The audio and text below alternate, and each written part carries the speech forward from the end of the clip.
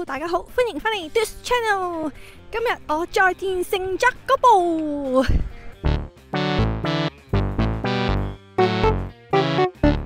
咁琴日呢，我就去咗呢一個聖扎哥布嘅 Farmer Market 啦，同埋去咗附近一間好好食嘅德國豬手鋪啊。咁但係因為呢時間嘅問題啦，所以琴日呢就唔可以上埋去聖扎哥布嗰個小鎮。咁今日呢就係 day off 啦，咁所以呢我就決定再上北少少去埋呢一個聖扎哥布嘅小鎮。咁因為呢琴晚呢就選擇喺呢一個 long weekend 嘅時候翻去屋企，而我呢就選擇繼續留翻喺度同大家拍片。咁今日呢就係喺呢一個冇私家車嘅情況底下呢，同大家一齊搭 Waterloo 呢邊嘅巴士上呢一個嘅小鎮。咁我睇呢，由 Airbnb 出發呢搭巴士呢，其實係大概1個鐘度嘅，唔係話好遠，而係因為呢等車好耐。Total 呢我要轉2程車嘅。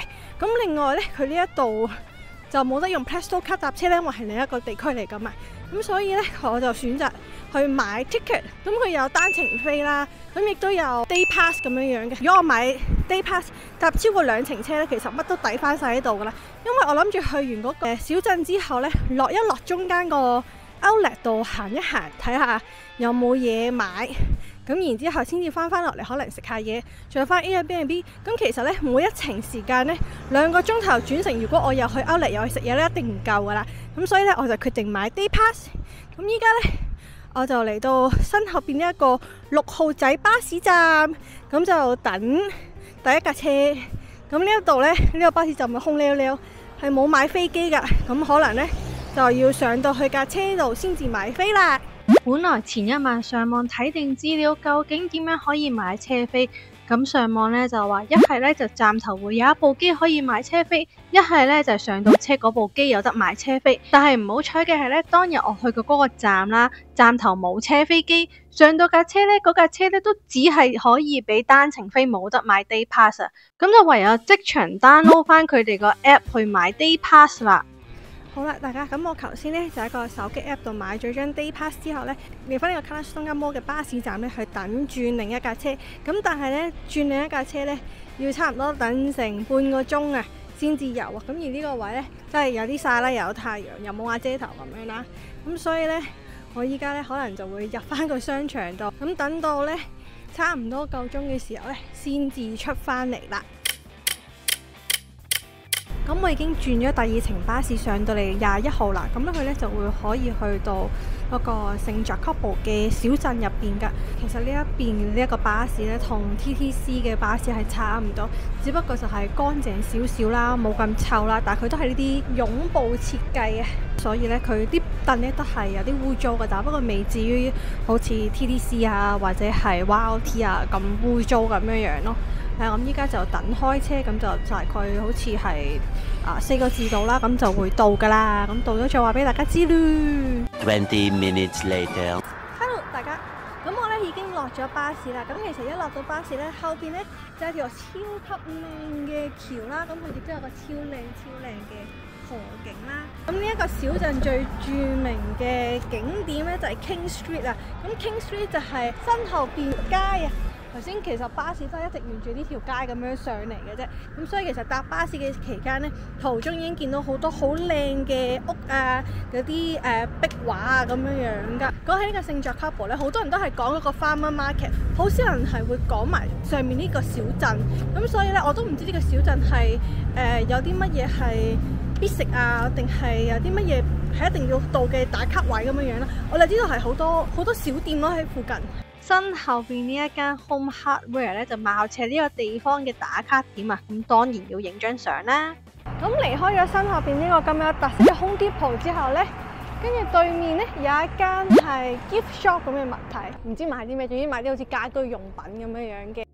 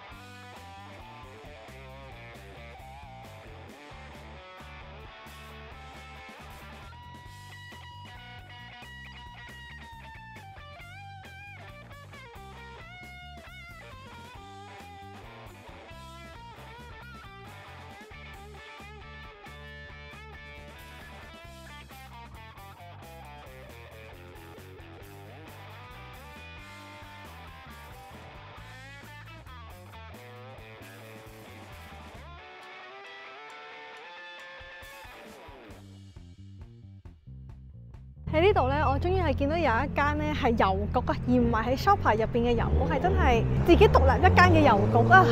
出翻嚟咧，你喺邊度係有個教堂啦，跟住嗰邊有麵包鋪啦、燒肉鋪，跟住仲有食芝士啦，好似全部都係啲餐廳。咁呢一個咁靚嘅一棟樓咧，係雲里強值咁。咁我哋喺後邊呢間雪糕店咧，去換1、2個銅幣啦已經。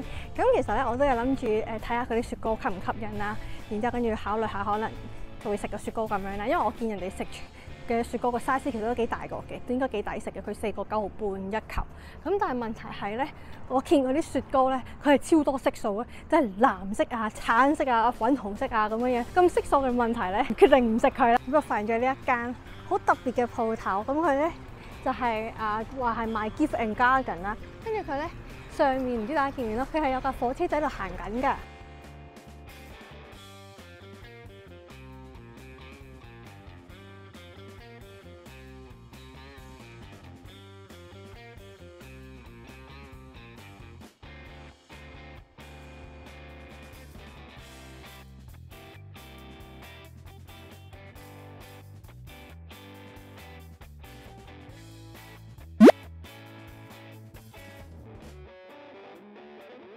咁我依家咧就要先跨過2條街，跟住先至再去到條 Queen Street 啊！真係唔知有咩睇，因為大部分人都係講呢一條 King Street， 咁所以咧我都唔肯定會有啲咩睇過。行下就去到一個火車維修中心，入邊泊滿住一啲好有懷舊感嘅火車。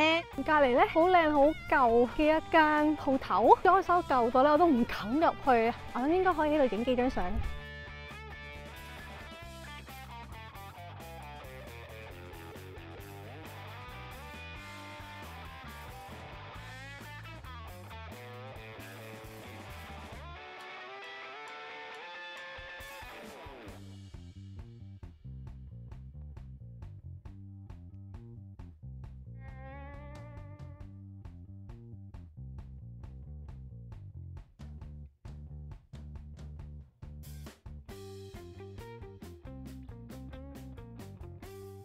我已經行到咧呢一個 Queen Way 啊，咁但係其實呢條街咧真係住宅嚟㗎。聖約翰堡 Village 咧係淨係得 King Street 嗰條街嘅啫。咁而 King Street 嗰條街其實咧就好快就行完㗎啦，已經你預半個鐘就行完啦，因為佢實在太短啦。然後跟住咧又唔係話好多人今日，咁所以咧去 Farmer Market 就夠啦，唔需要特登再揸車過，或者係搭車過呢一個 Village 呢邊。啱啱行咗出嚟咧，就有巴士咧，咁所以我即刻跑咗嚟巴士站呢度。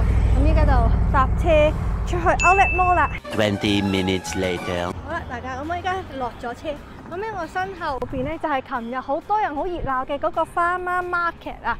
咁但係因為咧今日星期日佢唔會開啦，所以咧就係冷清清嘅。咁依家咧我要揾緊個 Outlet，唔知個 Outlet 喺邊度。咁我咧就係呢一個頭先餐廳嘅後方，咁即管睇下啦。睇佢邊度寫咧？佢係聖約翰堡 Outlet Mall。咁呢一個 Outlet Mall 咧，我哋已經好快速咁已經行完一圈啦。咁只可以講咧，呢個 Outlet Mall 咧，真係比日本嗰啲 Outlet Mall 啊，或者係其他地區嘅 Outlet Mall 咧，係更加細，似係一個 Plaza 多啲。咁同埋入邊呢一間有興趣睇嘅鞋鋪咧，佢啲價錢咧，其實同出邊普通係一樣價㗎，同 Raw Mills 嗰邊係一樣價㗎。所以基本上係唔需要嚟呢度咯，我覺得。成個聖約翰堡呢個地方咧，我覺得除咗嗰個 Farmer Market 係值得去之外咧，基本上其他地方都唔值得去。即係譬如頭先我去嗰個小鎮啊，咁基本上佢就得一條 King Street。咁你話 OK 影相好靚係冇錯，影相係可以好靚嘅。咁但係都係得幾個位置可以影相，咁你冇嚟特登嘥咁多時間過嚟㗎嘛？啲鋪頭賣嘅嘢又唔係好吸引我啊，間鋪頭賣嘅好似又係差唔多，咁即係有啲聖誕節嘅裝飾品啊，跟住有啲水晶啊、啲石頭啊，跟住有啲 handmade 嘅產品啊咁樣，咁又唔算話係實在太吸引。餐廳方面咧，亦都見唔到啲咩好有特色嘅嘢食去食啊。咁除非你真係好多時間剩，跟住你又揸車，咁你唔介意踩多10分鐘上去，咁 OK 冇問題。但如果你好似我咁係冇車，係純粹係搭車過嚟咧，唔使啦，唔使嘥呢個錢啦。咁今日咧就到此為止啦，下次見，拜拜。